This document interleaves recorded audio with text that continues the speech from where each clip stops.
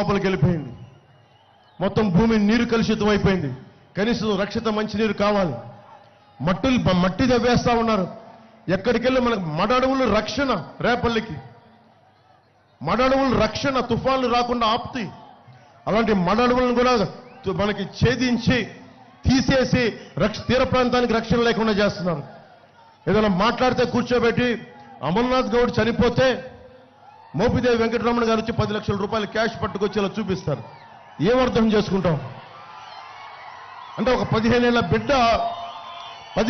బిడ్డ ప్రాణం 10 లక్షల రూపాయల. ఒక కొండని కిందకి లాగేసి ఒక నిలువున ఒక చెట్టుని నరికేస్తే ఆ చెట్టుకు వెల కట్టగలవా? ఒక ప్రాణానికి వెల కట్టగలవా? 10 లక్షల రూపాయలు ఇచ్చి క్యాష్ ప్రభుత్వం చెక్ ఇస్తుంది. 10 లక్షల రూపాయలు క్యాష్ తీసుకొచ్చి వాళ్ళ తల్లిదండ్రుల మీద బీదవాళ్లే వాళ్ళని తీసుకొచ్చి ఇలా అంటే వాళ్ళు ఏంటి టెంప్ట్ అయిపోతారన్నా, లొంగిపోతారన్నా వాళ్ళు చీకొట్టారు డబ్బు తల్లిదండ్రులు ఇద్దరు. ఎందుకంటే న్యాయం జరగాలి మా బిడ్డకని.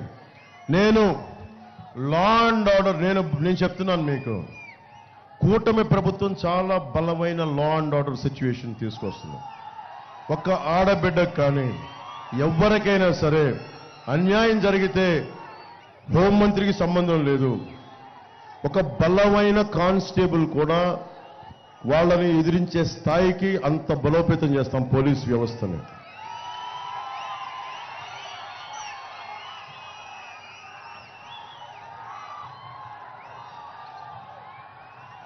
నిజాంపట్నం పోర్టు మనకి నిజంగా కానీ పూర్తి చేస్తే ఎంత అభివృద్ధి ఉంటుంది, ఎన్ని ఉపాధి అవకాశాలు వస్తాయి.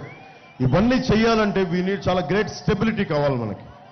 ఆ స్టెబిలిటీ కోసం రావాలి అంటే నేను కూర్చొని ఎందుకు తపన పడుతున్నానంటే ఓటు చేయకూడదని అనుకున్నానంటే రాష్ట్ర విభజన తర్వాత మనందరం విడివిడిగా కొట్టుకుంటా ఉన్నాం. అందరం కలిసి ఉండాలి.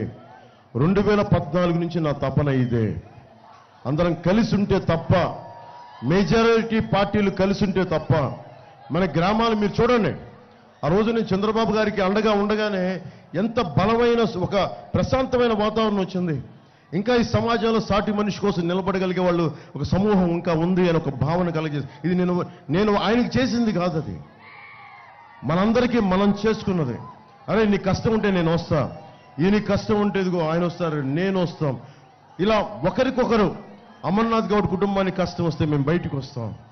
ఇది ఒక కుటుంబం, ఒక వ్యక్తి సమస్య కాదు, మన నేల సమస్య, మన జాతి సమస్య, మన ఆంధ్రప్రదేశ్ సమస్య. ఇది సూర్యలంక దగ్గర ఉన్న సుమారుగా 95 చదరపు కిలోమీటర్ల మడడవుల్ని ఆక్రమించి చెరువులు తవ్వేస్తా ఉన్నారు.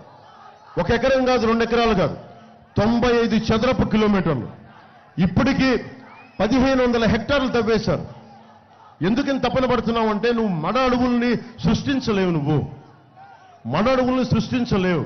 అవి తీర ప్రాంతానికి కోటలవి. మన ఇమ్యూనిటీ లాగా, శరీరానికి ఇమ్యూనిటీ లాగా అవి తీర ప్రాంతానికి కోటలవి. తుఫాన్ల సమయంలో అవి కోటలవి. అలాంటిది మడ అడవుల్ని కొట్టేస్తా ఉంటే చూస్తూ కూర్చున్నామంటే యంత్రాంగం ఏం చేస్తుంది? ఎంత మట్టి తింటారు? తెలంగాణలో ఒక సామెత చెప్తారు, ఎవడైనా సరే భూమికి బాకీ ఉన్నాడని. నువ్వు ఎంత మట్టిని తినే చివరికి ఎవడైనా సరే, వైసీపీ వాడైనా సరే, మీరు మట్టిలో కలిసిపోవాల్సిందే. మీరు ఎక్కడికి వెళ్ళలేరు. మీరు అడ్డగోలుగా దోపిడీ చేస్తా ఉంటే చూస్తూ ఊరుకో. మా లాంటి వాళ్ళు ఇంకా బతికే ఉన్నాం. పవన్ కళ్యాణ్ లాంటి జన సైనికులు మేమందరం ప్రజాస్వామ్యానికి పరిరక్షకులుగా మేమందరం బతికే ఉన్నాం, నిలబడతాం. రాజకీయ మనకి లబ్ధికి అతీతంగా ఈ దేశం కోసం చచ్చిపోయే వాళ్ళు ఇంకా బతికే ఉన్నాం. మనకి వైఎస్ జగన్ గుర్తుపెట్టుకోవాలి, వైసీపీ నాయకులు గుర్తుపెట్టుకోవాలి. ఇదో కూల్చేవాడు ఉంటే కట్టేవాడు ఉంటాడు, దోపిడీ చేసేవాడు ఉంటే దోపిడీని నిలువరించేవాడు ఉంటాడు. అడ్డగోలుగా మీరు దాడులు చేస్తా ఉంటే తిరగబడేవాడు ఉంటాడు. గుర్తుపెట్టుకోండి.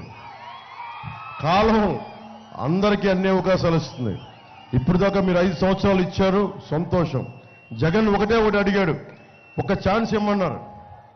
ఒక్క ఛాన్స్ ఇంటే ఏం చేశాడు? మీకు సాగునీరు ఇవ్వాలా, తాగునీరు ఇవ్వాలా, కాలువల్లో పూడికలు తీయాలా, మెగా డిఎస్సీ ఇవ్వాలా, ఏ ఒక్కటి ఇవ్వాలా. ఉన్న స్కూల్స్ తీసేశాడు. మనకి ఫీజు రీయింబర్స్మెంట్లు సరిగ్గా చేయలే. అమ్మఒడి అని చెప్పి ఎంతమంది బిడ్డలు ఉంటే అంతమంది బిడ్డలు ఉన్నాడు, ఒక్క బిడ్డకు మించి ఇవ్వట్లా.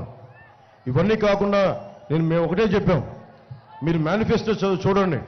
అందరూ యువతంతా ఉన్నారు, మహిళలు ఉన్నారు, పెద్దలు ఉన్నారు. మీ కూటమి మేనిఫెస్టో చూడండి.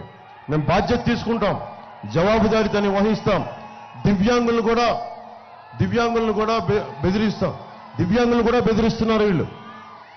మనం దివ్యాంగులకు ఇప్పుడు ఇచ్చే 3,000 కాకుండా 6,000 రూపాయలు దివ్యాంగులకు ఇస్తున్నాం. అలాగే వృద్ధాప్య పెన్షన్ 4,000 రూపాయలు చేస్తున్నాం. అలాగే మహిళలకు ఉచితంగా 3 గ్యాస్ సిలిండర్లని కష్టాన్ని